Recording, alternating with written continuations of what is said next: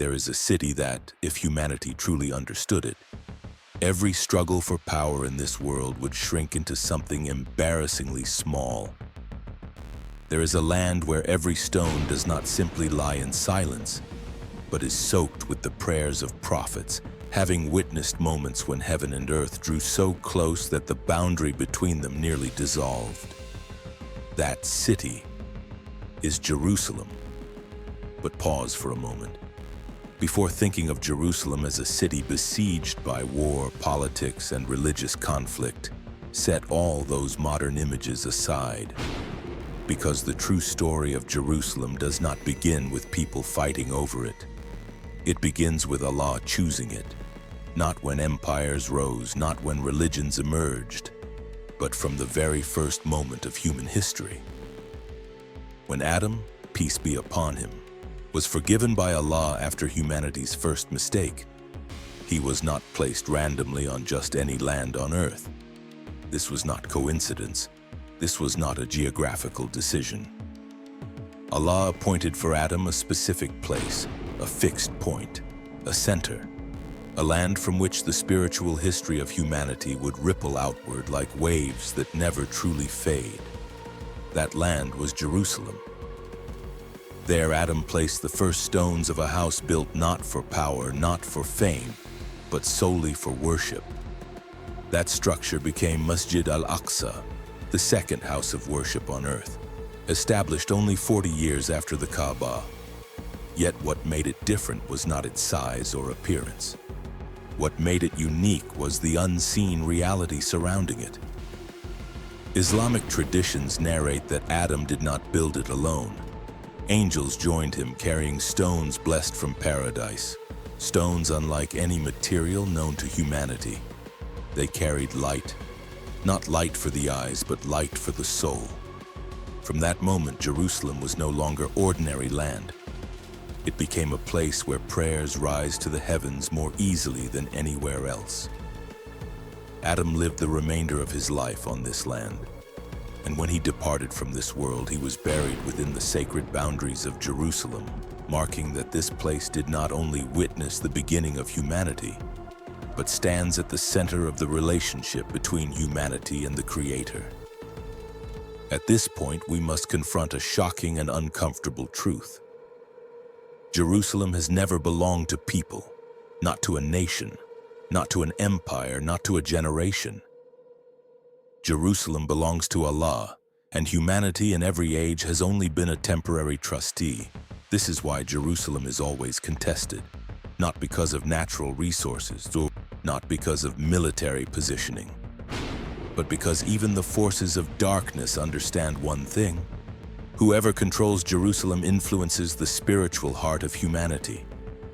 Whoever defiles this place wounds the deepest bond between people and Allah. And perhaps the most frightening part of this story is this: Allah never allows an amanah to remain indefinitely in the hands of those unworthy of it. Jerusalem was entrusted to Adam, then to other prophets. And every time humanity forgot its true meaning, the light withdrew, leaving behind a city of stone walls but hollow hearts. Before we continue this journey across thousands of years of history, from the prophets to the prophecies of the end times, pause for a moment.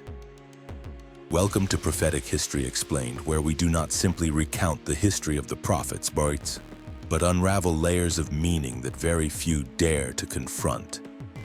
If you are seeking stories that quiet your heart, challenge your faith, and force you to see the world through an entirely different lens, then this is where you belong.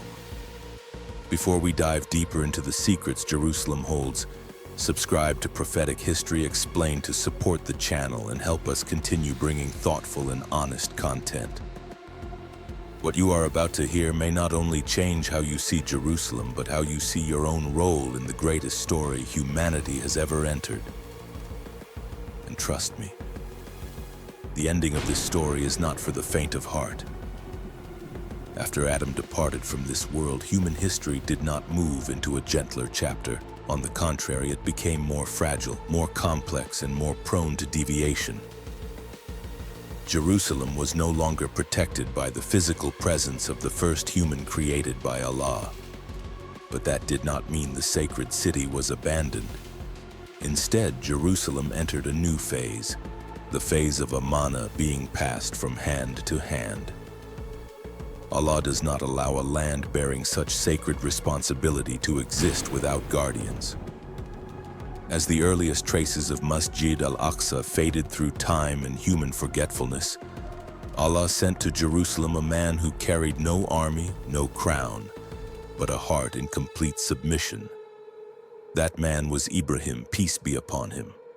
Ibrahim came to Jerusalem not to reclaim territory, but to remind humanity. He saw the remnants of where Adam once prayed, and in that moment understood that the ruin before him was not Allah's failure, but a sign that people had abandoned their responsibility.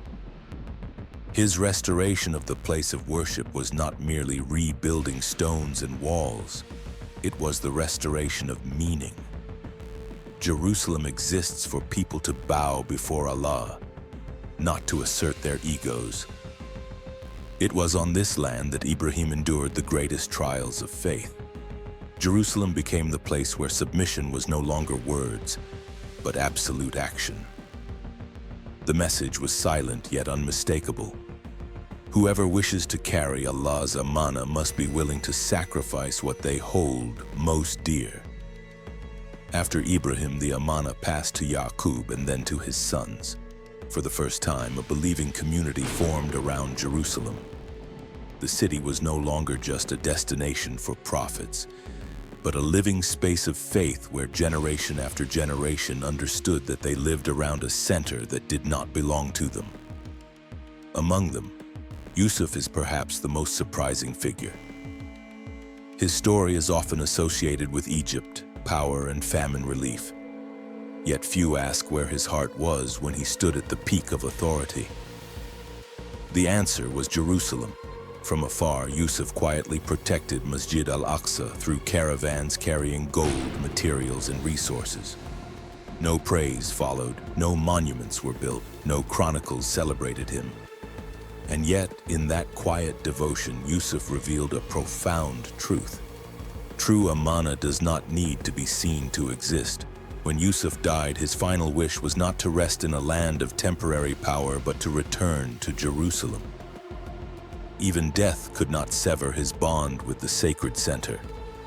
Then came Musa, entrusted with a mission both clear and severe, to lead his people to the Holy Land. But when faced with fear and danger, they hesitated. Jerusalem was not taken from them by force, but lost through inner weakness. 40 years of wandering in the desert was not merely punishment, but purification. A generation unable to carry the amanah had to give way to another. Musa understood this deeply. In his final years, he constantly reminded his people of Jerusalem not as a reward, but as a responsibility they had yet to earn. Just before leaving this world, Allah showed him a vision that was both painful and comforting. Musa would not enter Jerusalem, but its mission would not end with him. That mission was completed by Yusha ibn Nun, not through conventional warfare, but through steadfast faith and prayer. The liberation of Jerusalem under Yusha was not merely a military victory, but a declaration that amanah returns only to those who trust Allah completely. The purification of Masjid Al Aqsa and the first congregational prayer after centuries breathed new life into the sacred city. At this stage of history, Jerusalem revealed its true nature.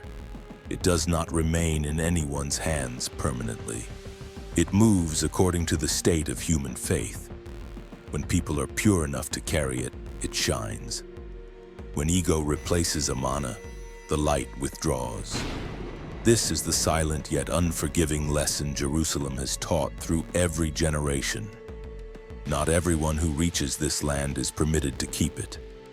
Only those who understand they are serving something greater than themselves can stand at the sacred center of human history. When Jerusalem's amanah was firmly restored after Yusha, history entered a phase where light seemed to flow through every corner of the city. This was a time when Jerusalem was not only protected but elevated, becoming a vibrant center of worship and divine order. Yet even at its peak, the seeds of decline began to form. Dawud, peace be upon him, entered Jerusalem not as a king hungry for glory, but as one deeply aware of his place in Allah's plan. His victory over Jalut near the sacred land did more than remove a military threat. It liberated a spiritual space that had been suffocating. Jerusalem was chosen as the capital not for strategy or geography, but because Dawud understood that power must exist under the shadow of worship, not above it.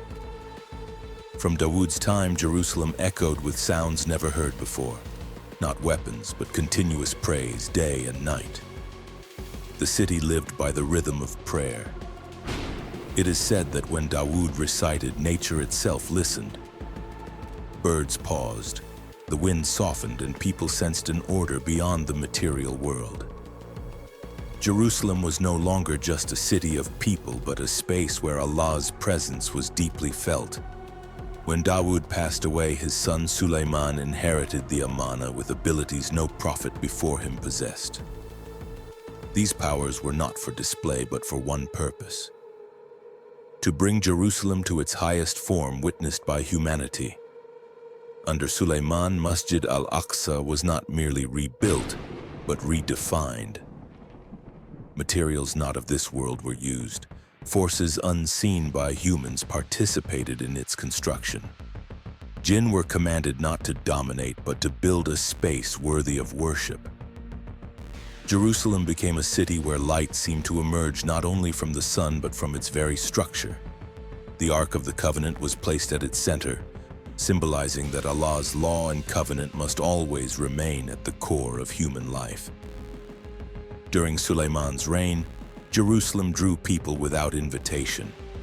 Those who entered felt something shift within them. Queen Bilqis was not overwhelmed by gold or architecture, but by a spiritual order she had never encountered.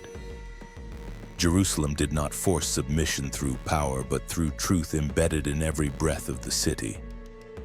But human history rarely preserves purity for long. When generations are born into glory they did not earn, they begin to treat amanah as property. Worship turns into routine. Power overtakes responsibility. Jerusalem still stood, but the bond between the city and its people began to fracture. After Sulayman's death, the supernatural presence faded. Not because Allah withdrew his favor without cause, but because people no longer lived by its conditions. Deviations from pure monotheism opened the door to arrogance and compromise. The prophets who followed came not to begin new eras, but to warn. Zachariah, Yahya, and Isa appeared in a time when Jerusalem remained sacred, but hearts were divided. Calls to return to Allah were met not with humility, but with suspicion and hostility. When Isa brought the clearest signs of Allah's power and mercy, he was seen not as a gift, but as a threat to a human-made order. The plot against Isa was not just the crime of a group, but a sign that Jerusalem had crossed a dangerous threshold. The city, once radiant with light, had become a place where truth was buried beneath fear and self-interest. When Allah raised Isa, it was not only his salvation, but a silent verdict. An era had ended. Soon after, Jerusalem fell into the hands of forces that neither understood nor cared for its amanah. The city was destroyed not because invaders were strong, but because the light had already withdrawn. The collapse of walls merely reflected a collapse that had long occurred within hearts. In that moment, a painful but necessary truth was etched into history. Jerusalem was not lost because it was defeated, but because humanity lost the right to keep it. Glory once reached the supernatural, but when amanah was betrayed, even the chosen city could become hollow. This chapter closed in heavy silence. Jerusalem remained, but it waited. It waited for completion, for a final voice to reconnect the severed bond between heaven and earth. After centuries of silence and ruin, Jerusalem seemed to have finished its role in sacred history. In reality, it was waiting for the moment when the broken link between heaven and earth would be restored by an event beyond anything before it. That moment came on a night no human could create. While Muhammad, peace and blessings be upon him, was in Mecca during years of persecution and isolation, Allah granted him a journey whose meaning transcended space and time. The night journey was not merely miraculous travel, but a definitive declaration that Jerusalem had never been removed from the divine plan. It was waiting for the one who would complete what all previous prophets had prepared. When Muhammad, peace and blessings be upon him, was brought to Jerusalem, he did not encounter a ruined city as seen in physical reality. He entered Jerusalem in its sacred essence, where every prayer ever uttered still echoed, where the light of the prophets had never faded. Masjid Al Aqsa appeared not as ruins, but as a perfect space untouched by human destruction. There, something unprecedented occurred. The prophets, from Adam to Isa, were all present. Not as distant memories, but as living witnesses of one continuous revelation. When Muhammad, peace and blessings be upon him, was appointed to lead them in prayer, it was not personal honor. It was Allah's declaration that his mission was not separate from the past, but the completion of humanity's entire spiritual journey. In that moment, Jerusalem was restored to its rightful place, not as the center of a people, but as the center of monotheistic worship. Not as a reward for history, but as the meeting point of all revelation. From Jerusalem, Muhammad, peace and blessings be upon him, ascended. Prayer was given to humanity not as a ritual obligation alone, but as a continuous connection between people and Allah, granted from the place where the boundary between heaven and earth is thinnest. Jerusalem thus became not only a witness to history, but a gateway to an eternal bond between creation and Creator. When Muhammad, peace and blessings be upon him, returned and shared this journey, many could not believe it. Yet that did not diminish the truth that Jerusalem was permanently established as Islam's third sacred sanctuary, not through politics or power, but through its irreplaceable role in revelation. Years later, after Muhammad, peace and blessings be upon him, passed away, the promise of Jerusalem did not fade. It began to manifest in an unexpected way. When Umar ibn al-Khattab approached Jerusalem's gates, he came not as a conqueror, but as one who understood he was entering a land of amanah, where humility mattered more than victory. Jerusalem opened without swords, through moral recognition, marking a rare moment in conquest history. When Umar entered Masjid Al Aqsa and saw the place of worship turned into a dumping ground, his response was not anger, but action. He personally cleared the filth, restoring dignity to a place humanity had violated. Umar's refusal to pray inside the Christian church was not a minor detail. It reflected deep understanding of amanah. Jerusalem could not be healed by repeating cycles of appropriation. It could only be healed through justice and mutual respect. The covenant Umar signed did not only protect Christians, but reaffirmed that Jerusalem is entrusted to those who safeguard the worship of others, not just their own. Under Islamic governance, Jerusalem did not become a city of one religion, but returned to its original role, a place where those who believe in one God could coexist. The construction of the Dome of the Rock was not merely architectural, but a physical remembrance of Isra and Miraj embedded into the city. The essence of this era was not stone, domes, or political control. It was Jerusalem being returned to its true nature, a city sustained not by violence, but by Allah's presence in human life. A city whose history was not closed, but continued through responsibility. Here, a truth became clearer than ever. Jerusalem is not restored through military power, but through the completion of divine mission. When justice outweighs ambition and amanah outweighs self-interest, the chosen city shines again, not as a symbol of victory, but as a reminder of humanity's true purpose. Jerusalem has never been a closed story. Even as modern history covers it with layers of politics, conflict, and division, within Revelation it continues forward quietly yet inevitably, toward the ending Allah decreed from the beginning of humanity.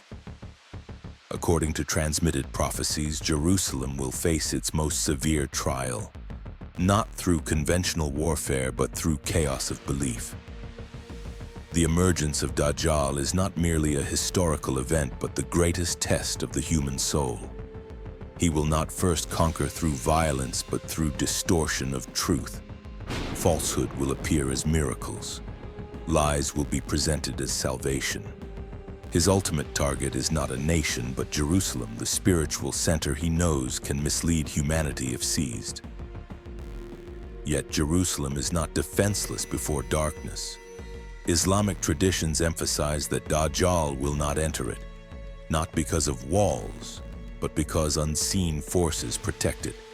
Angels guard the sacred space as they have since Adam. In global confusion, believers will turn toward Jerusalem not to flee, but to stand firm where truth and falsehood are most clearly exposed.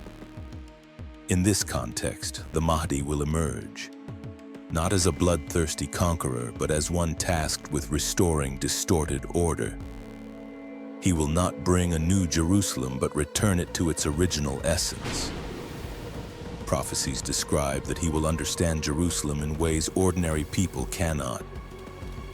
He will recognize the significance of every stone, every sacred space, and what lies hidden beneath. These secrets were preserved not for curiosity, but for a decisive moment.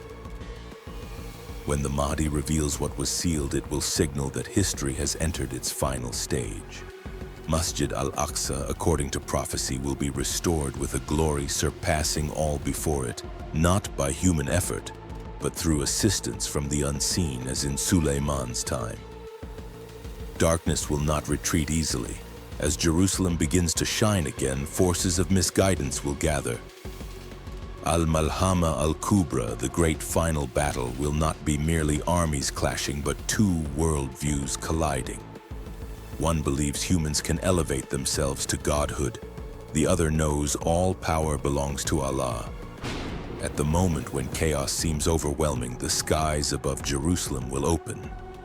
Isa, peace be upon him, will descend, not as a new lawgiver, but as a restorer of distorted truth. His presence alone will expose falsehood. Before that light, Dajjal will dissolve like salt in water, ending the greatest deception in human history. After Dajjal's destruction, Jerusalem will enter a phase prophets long envisioned. Under Isa's leadership, justice will no longer be a slogan, but a lived order. For 40 years, Jerusalem will not be the capital of an empire, but a center of reconciliation. People will gather not by identity or faction, but by truth. Boundaries that once divided religion and race will fade under the shared realization that all are descendants of Adam, standing before one Creator. Yet even this era will not be eternal. When Isa completes his mission and departs, humanity will begin to forget again. Forgetfulness will creep in gradually, as it always has. Then the final moment will be announced. When the trumpet of judgment is blown, all humanity, from the first to the last, will be gathered on land near Jerusalem. This is no coincidence. Jerusalem, which witnessed the beginning of worship on earth, will witness the moment when every action and intention is brought into the open. The city that anchored spiritual history will become the stage of final judgment. At that time, the question will no longer be who controlled Jerusalem in any era. Only one question will remain: how did humanity live with the amanah entrusted to them? Jerusalem, from beginning to end, tells a story not of ownership, but of responsibility. When the curtain of history closes, the chosen city will complete the role it carried from the start. not as a symbol of conflict, but as proof that all human journeys, no matter how winding, return to one point: standing before Allah, with truth fully unveiled. The lesson of Jerusalem is not only for nations or leaders, it is for every individual. Each of us has our own Jerusalem: family, work, knowledge, faith, and even the heart entrusted to us. The question is not how much we possess, but how we manage what we are given. When ego outweighs responsibility, the light in our lives fades. But when we live with humility, honesty, and awareness that all goodness is amanah, we are guided even in the hardest circumstances. Applying this lesson today begins with small acts: honesty in speech, fairness in action, holding faith even when unseen, and constantly asking what greater purpose we serve. This is how each person keeps their own Jerusalem from becoming desolate. If you wish to continue exploring profound stories of the prophets, sacred history, and the hidden meanings behind events often seen as merely historical, join the Prophetic History Explained community to learn, reflect, and grow in faith. And do not forget to subscribe to support us in bringing more deep, honest, and meaningful content in future videos.